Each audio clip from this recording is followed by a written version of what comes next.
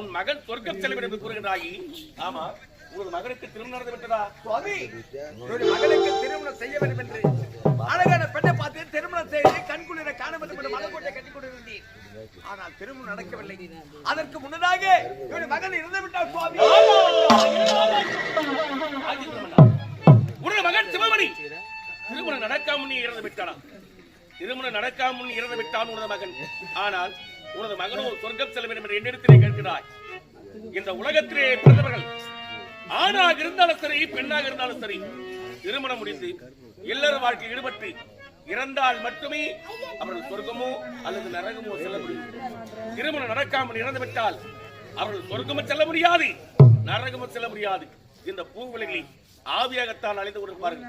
ஆனால் உனது மகனோ இறந்து விட்ட சடலம், இந்த இறந்த சடலத்தை நான் தகனம் செய்ய போகிறேன். என் மகனோ சொர்க்கம் செல்ல வேண்டும் என்று என்னிடத்தில் நீ கேட்கிறாய். உன் மகன் சொர்க்கம் செல்ல வேண்டும் என்றால் ஒரே ஒரு வழிதான் இருக்கிறது. என்ன சுவாமி? உன் மகனுக்கு திருமணம் நடந்தால் மட்டுமே அவன் சொர்க்கம் செல்ல முடியும். சுவாமி, நீ சொல்ல வார்த்தை வித்தைகளவா இருக்கிறது.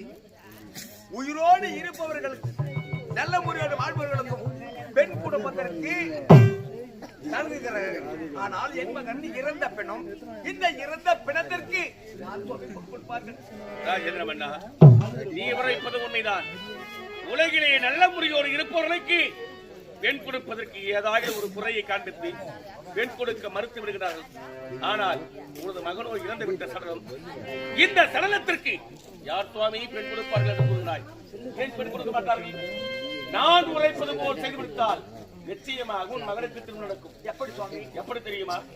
உன் மகனுக்கு யார் ஒருவர் பெண் கொடுக்க முன் வருகிறார்களோ அவளுக்கு 10 லட்சம் ரூபாய் பணமும் பாதி ராஜ்யமும் பரிசாக தருகின்ற நாடக பரிசாக. அப்படி நாடக பரிசாற்றினால் எத்தனையோ பெண்களை ஈர்த்தெடுத்துவிட்டு திருமணம் செய்து முடித்து வைக்க முடியாமல் அவரவர் வேதனையால் வாடிக்கொண்டிருக்கிறார்கள்.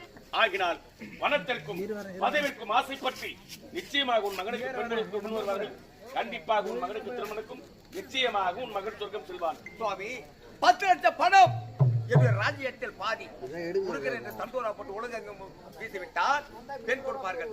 ஆனால் இறந்த பிணம் ஒரு நாள் இருந்தார், மறுநாள் துருநாற்ற வீசக்கூடிய பிணம் எப்போ ஆகுமோ, 1 மாதம் ஆகுமோ, 2 மாதம் ஆகலோ, 1 ஆண்டுகள் ஆகலாம். என் மகனுக்கு எப்படி சில துருநாற்ற வீசாமல் இருப்பான்? ராஜேந்திரம் அண்ணா, நீ உரைப்பது உண்மைதான்.